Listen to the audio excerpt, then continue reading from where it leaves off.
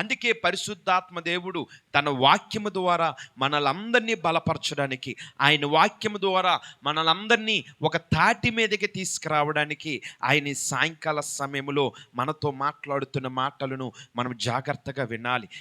అసలు క్రైస్తవుడు కాపాడుకోవలసిందేంటి, బైబిల్ దేని మీద దృష్టి నిలుపుతూ ఉన్నదో అన్న విషయాన్ని మీతో నేను మాట్లాడాలని ఆశపడుచు ఉన్నాను. గమనించండి, 2 వచనాలను కంబైన్డ్గా మనం చదువుకొని వాక్య భాగంలో ముందుకు వెళ్దాము. లూకా రాసిన సువార్త 10వ అధ్యాయము 30వ వచనాన్ని మనం చదువుకుందాం. యేసు ప్రభువారు ఇక్కడ మాట్లాడిన మాటను మనము జ్ఞాపకం చేసుకుంటే, యేసు ప్రభువారి దగ్గరికి నిత్య జీవమునకు ఎవరు వారసులాగగలరు, నిత్య జీవమునకు వెళ్ళాలంటే మేమేమి చేయాలని ఒక ధర్మోపదేశకుడు యేసు ప్రభు దగ్గరకు వచ్చి యేసు ప్రభును శోధించాలన్న ప్రయత్నం చేస్తూ ఉన్నాడు. ఈరోజు చాలామంది కూడా అనేక మాటలు బైబిల్ గ్రంథంలో నుంచి తెలుసుకోవాలని ఆశపడుతున్నారు. ఎందుకనంటే వారికి తెలుసుకోవాలని ఆశ కాదు, బైబిల్లో నుండి అనేకమైన అసత్యాలు ఉన్నాయేమో, బైబిల్లో నుంచి కొన్ని అసత్యమైన విషయాలు, లేని సంఘటనలు ఏమైనా ఉన్నాయేమో అవి ప్రజలకి తెలియజేసి బైబిల్నే తప్పు అనిపించే ఆలోచన తీసుకురావాలని అనేక మంది అనేక ప్రయత్నాలు చేస్తూ ఉన్నారు. ఈరోజు ఒక విషయాన్ని నేను సూటుగా మాట్లాడాలని ఆశపడుతూ ఉన్నాను. ఈరోజు గమనించినట్లయితే అనేక ఇంటర్వ్యూలు జరుగుతూ ఉన్నాయి. అనేక మంది క్రైస్తవ పెద్దలను, లేదంటే క్రైస్తవ సమాజంలో పేరు ఉంది అన్న ఆలోచన కలిగిన వారిని ఇంటర్వ్యూలు పిలుస్తూ ఉన్నారు. ఇంటర్వ్యూలు పిలిచి బైబిల్లో నుంచి అనేక విషయాల్ని అడుగుతూ ఉన్నారు. అసలు వారు ఏ ఉద్దేశంతో అడుగుతూ ఉన్నారు అన్న విషయాన్ని ఈ సమయంలో మీతో మాట్లాడాలని ఆశపడుచు ఉన్నాను. వారు దేవుణ్ణి మహిమపరచడానికి అడుగుతున్నారా, లేదా తెలియని దానిని తెలుసుకోవడానికి అడుగుతున్నారా? లేదు. అటువంటి ఆలోచన ఈ ప్రస్తుత కాలంలో మనము చూస్తూ ఉన్నట్లయితే అటువంటి ఆలోచనతో అడిగేవారు ఎక్కడ కనబడడం లేదు. ఎందుకు బైబిల్లో విషయాలు అడుగుతూ ఉన్నారనంటే, బైబిల్లో విషయాలు త్రప్పుపట్టి బైబిల్లో ఉన్న విషయాలు ఇది త్రప్పు అని తెలియజేసి అనేక మంది దేవుని ప్రేమ నుంచి వైదొలగాలని, ఆ ప్రేమను దూరము చేయాలని అనేక మంది అనేక ప్రయత్నాలు చేస్తూ ఉన్నారు. ఆనాడు యేసు ప్రభు దగ్గర కూడా ఇటువంటి ఈ సో కాల్డ్ పీపుల్ ఎవరైతే ఈ దినాన్న బైబిల్ని అనేక విధాలుగా త్రప్పు పట్టాలనుకుంటున్నారో అటువంటి ఆలోచన కలిగిన వారు కూడా యేసు ప్రభు దగ్గరకు వచ్చి యేసు ప్రభు వారిని అడుగుతూ ఉన్నారు. ఏం చేయమంటారు? ఇప్పుడు నిత్యరాజ్యముకి వెళ్ళాలంటే నిత్యరాజ్యముకి ఎవరు వెళ్ళగలరు అని అడుగుచూ ఉండగా యేసు ప్రభు వారు చెప్పిన ఉపమానంలో ఈ మాటను మీతో నేను మాట్లాడాలి అని ఆశపడుచు ఉన్నాను. అందుకే యేసు ప్రభు వారు ఇట్లా అంటూ ఉన్నాడంట, యెరూషలేము ప్రాంతం నుండి యెరికో పట్టణమునకు ఒక వ్యక్తి వెళ్ళుచు ఉన్నాడు. వాడు వెళ్ళుచు ఉండగా వాడు దొంగల చేతికి చిక్కి ఉన్నాడంట.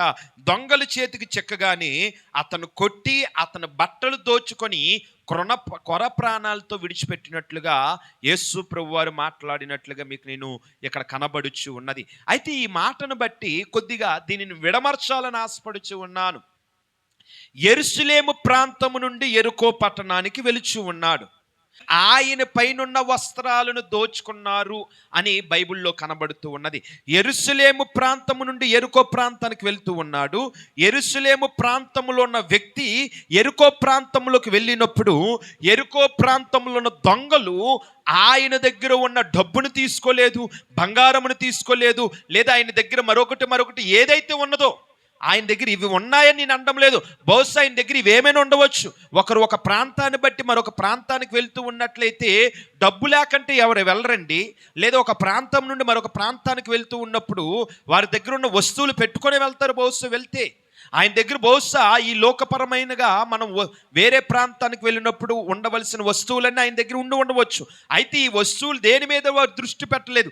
వారి దృష్టి అంతా దేని మీద ఉందంటే యెరూషలేము ప్రాంతాన్ని విడిచిపెట్టి వచ్చిన వ్యక్తి యొక్క ఆ వస్త్రాల మీద వారి యొక్క కళ్ళు ఉన్నాయి అన్న విషయాన్ని ఇక్కడ మనం జ్ఞాపకం చేస్తూ ఉన్నాము. ఈరోజు వస్త్రాలను దోచుకున్నాడంట దొంగలు వస్త్రాలను దోచుకున్నట్లుగా బైబిల్ చెప్తూ ఉన్నది.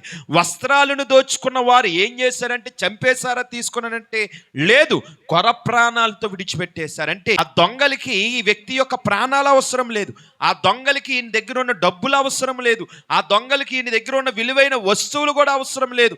మరి ఆ దొంగలకి ఏం అవసరం వచ్చి ఉన్నదంటే ఆయన వేసుకున్న వస్త్రాలు ఆ వారికి అవసరమై ఉన్నాయి. ఆ వస్త్రాల మీద వారు కొన్ని దృష్టి పడి ఉన్నది.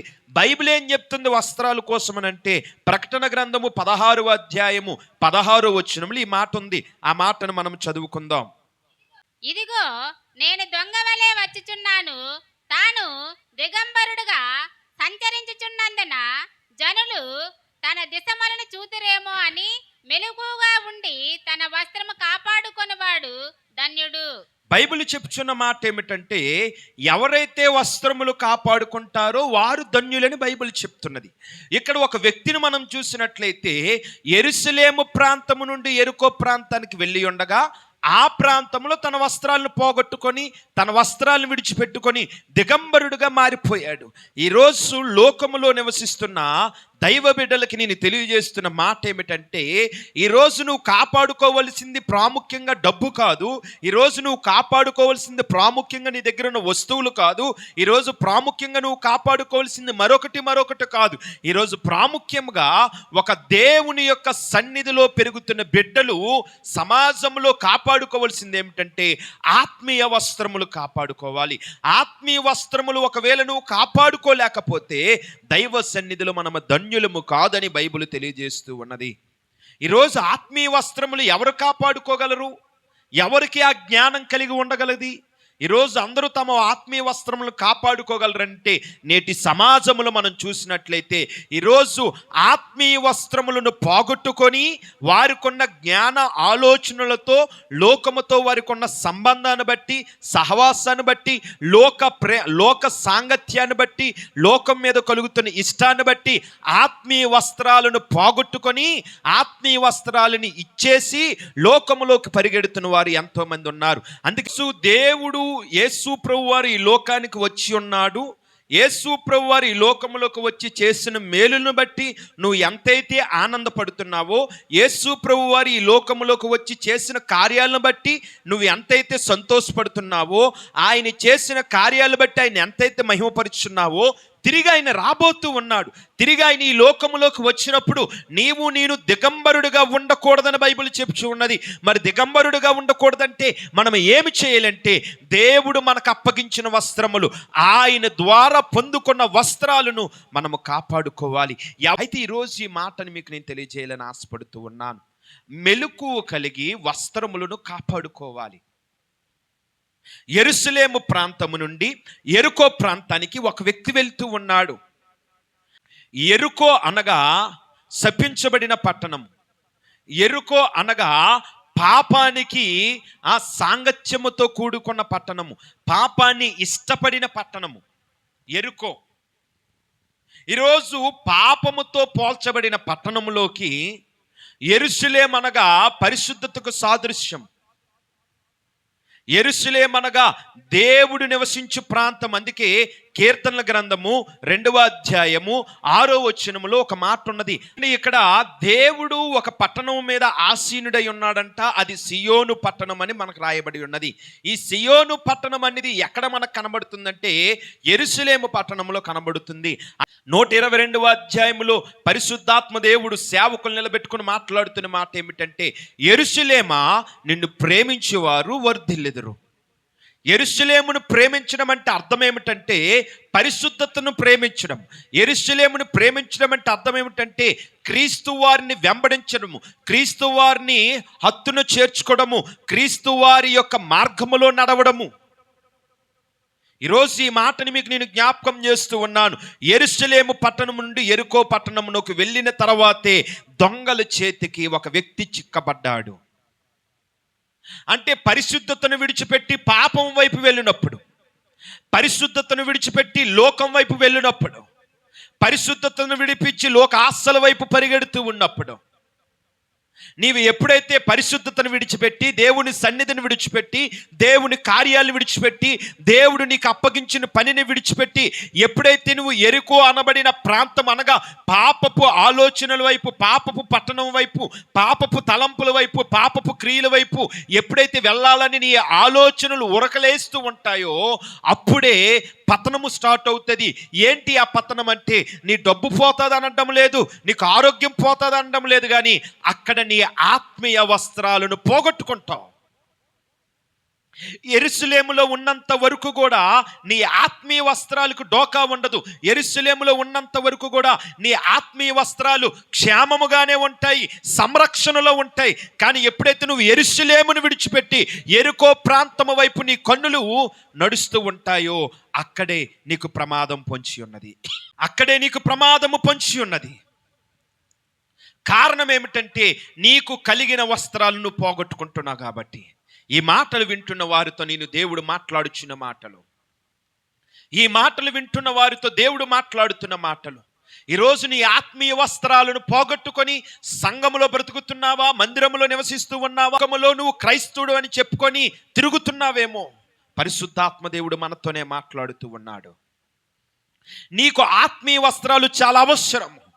నిత్య రాజ్యమునకు వెళ్ళాలంటే ఆత్మీయ వస్త్రాలతోనే వెళ్ళగలము. ఆత్మీయ వస్త్రాలను పోగొట్టుకొని, ఆత్మీయ వస్త్రాలను తనఖా పెట్టేసి, ఆత్మీయ వస్త్రాలను విడిచిపెట్టుకొని నేను దేవునితో సాంగత్యం చేస్తానంటే చాలా చాలా అది జరగని పనిది. అందుకంటూ ఉన్నాడు కదా, మెలకువ కలిగి వస్త్రములను కాపాడుకున్న వాడే ధన్యుడు. ఈరోజు మెలకువ కలిగి వస్త్రాలను కాపాడుకోవాలి. నువ్వు వెళుతున్న ప్రదేశం ఏంటో, నువ్వు మాట్లాడుతున్న మనుషులు ఎవరో, నువ్వు ఉంటున్న ప్రదేశంలో పరిస్థితులు ఏంటో అర్థం చేసుకోవాలి. నువ్వు సంరక్షణలో ఉన్నావో, రక్షణను పోగొట్టుకుంటున్నావో అర్థం చేసుకోవాలి. ఈరోజు ఈ మాటల ద్వారా మనం బలపరచబడలేకపోతే మనకి అత్యంత ప్రమాదము పొంచి ఉన్నదని మీతో నేను మాట్లాడుచు ఉన్నాను. కాపాడుకోవలసిన వాటిని విడిచిపెట్టేస్తున్నాము. రెండవ మూడవ ప్రయారిటీగా ఉన్న వాటిని నెత్తి మీద ఎట్టుకొని చాలా జాగ్రత్తగా పరిగెడుతున్నాము. అందుకే ఆత్మీయ జీవితంలో ఈరోజు చాలాసార్లు మనం పడిపోతూ ఉన్నాము. వస్త్రాలను కాపాడుకోవాలి. బైబిల్ ఏం చెప్తూ ఉన్నదంటే డబ్బుకు ప్రాముఖ్యత ఇవ్వలేదు. బైబిల్ ఏమి చెప్తూ ఉన్నదంటే లోకములో మనుషులు దేనినైతే అతి ప్రాముఖ్యంగా చూస్తూ ఉన్నారో వాటికి ప్రాముఖ్యత ఇవ్వలేదు. బైబిల్ ఆత్మీయ వస్త్రాలకి ప్రాముఖ్యత ఇచ్చింది. దేవుడు ఆదాము అవ్వని సృజించిన తర్వాత, దేవుడు తనకిష్టమైన వ్యక్తులుగా వారిని ఏర్పాటు చేసుకున్న తర్వాత, వారు పాపము వైపు వారు ఆలోచనలు పెట్టిన తర్వాత, సాతాను మాటలకు లోబడిపోయిన తర్వాత, సాతాను కుయ్యొత్తులకు లోబడిపోయిన తర్వాత వారికి ఒకటి అర్థమైంది ఏమిటంటే మేము దిగంబరులుగా ఉన్నామని చెప్పి వారికి వస్త్రములు అవసరం వచ్చి ఉన్నాయి. ఎప్పుడైతే వారు దిగంబరులుగా ఉన్నారని, వారు ఎప్పుడైతే పాపము చేసి చెట్టు చాటును దాగుని ఉన్నారో దేవుడే మరలా వారిని ప్రేమించి ఉన్నాడు. వారిలో మార్పు వచ్చిందేమో కానీ దేవుళ్ళో మార్పు రాలేదు. వారు పాపము చేసి దూరమైనప్పటికీ, వారు పాపము చేసి దేవునితో మాట్లాడే అర్హత కోల్పోయామని ఆలోచన కలిగినప్పటికీ కూడా దేవుడు ఇంకా వారిని ప్రేమిస్తూనే ఉన్నాడు. అందుకే దేవుడే వారికి చర్మపు చొక్కాలు కుట్టించి వారికి వేయించినట్లుగా మనము బైబిల్లో చూడవచ్చు. 3:7 వచనంలో అది కనబడుతూ ఉన్నది. ఎందుకు ఈ మాట మీతో నేను మాట్లాడుతూ ఉన్నానంటే, ఒక క్రైస్తవుడు ఈ లోకంలో బ్రతుకుతూ ఉన్నప్పుడు ఈ లోకపరమైన వస్తువులకి అతి ప్రాముఖ్యత ఇవ్వడము కాదు. ఒక క్రైస్తవుడిగా, ఒక దేవుని బిడ్డగా మారు మనసు పొంది రక్షణ పొందుకొని క్రీస్తు యొక్క మార్గములో నడుస్తూ క్రీస్తు నామాన్ని ప్రకటిస్తున్న ప్రతి ఒక్కరము కూడా ఈ లోకములో ఆత్మీయ వస్త్రములను కాపాడుకోవలసిన బాధ్యత మనకున్నది. నువ్వు ఆత్మీయ వస్త్రాలను పోగొట్టుకోవలసిన అవసరం లేదు. ఈరోజు ఆత్మీయ వస్త్రాలను పోగొట్టుకొని లోకములో తిరుగుతున్న వారు అనేక మంది ఉన్నారు. వారిని చూచి నీవు నీ వస్త్రాలను పోగొట్టుకోకూడదు. ఆనాడు ఆదాము అవ్వకి వస్త్రాలు లేవు, వారు దిగంబరులుగా ఉన్నారన్న విషయాన్ని తెలిసిన దేవుడు వారిని ప్రేమించి చర్మపు చొక్కాలు వరకు వేసి ఉన్నాడంట, చర్మపు వస్త్రాల వరకు అనుగ్రహించి ఉన్నాడు. ఈరోజు మెలకువ కలిగి నువ్వు ఉండకపోతే నీ వస్త్రాలను దోచుకోవడానికి, నీ వస్త్రాలను లాక్కోవడానికి, నీ వస్త్రాలను తీసుకోవడానికి, నీ వస్త్రాలను నీకు తెలియకుంటే అపహారం చేయడానికి అనేక మంది నీ చుట్టూ తిరుగుతూ ఉన్నారు. యెరూషలేము ప్రాంతము నుండి యెరికో ప్రాంతానికి వెలిచి ఉన్నవాడు మెలకువ కలిగి లేడేమో బహుశా. అందుకే దొంగలు వాడిని పట్టుకొని వాడి వస్త్రాలను లాక్కున్నారు. ఈరోజు ఈ లోకములు మన శత్రువులు, ఈ లోకపరమైన మనుష్యులు కాదు. ఈ లోకాన్ని ఏలుబడి చేస్తున్న అపవాది ఈరోజు క్రైస్తవ సమాజంలో శత్రువుడిగా తిరుగుతూ ఉన్నాడు. వాడికి ఏంటి అవసరము? నీ దగ్గర నుంచి వాడికి కావాల్సింది ఏమిటనంటే, వాడికి నీ దగ్గర నుంచి కావాల్సింది నీ ఆరోగ్యము కాదు, వాడికి నీ దగ్గర నుంచి కావాల్సింది నువ్వు సంపాదించుకుంటున్న డబ్బు కాదు, నీ చుట్టూ ఉన్న మనుష్యులు కాదు. వాడికి నీ దగ్గర నుంచి కావాల్సింది ఏంటంటే నీ యొక్క ఆత్మీయ వస్త్రాలు. నీ ఆత్మీయ వస్త్రాలు నీ దగ్గర నుంచి దోచుకోవాలని వాడు ప్రయత్నిస్తూ ఉన్నాడు. వాడికి నీ ప్రాణము కూడా అవసరం లేదు. వాడు కావాల్సింది ఏమిటంటే నువ్వు బతికొండగానే నిన్ను చంపేయాలనుకుంటున్నాడు. కారణం ఏమిటంటే నీ ఆత్మీయ వస్త్రాలు వాడికి అవసరం.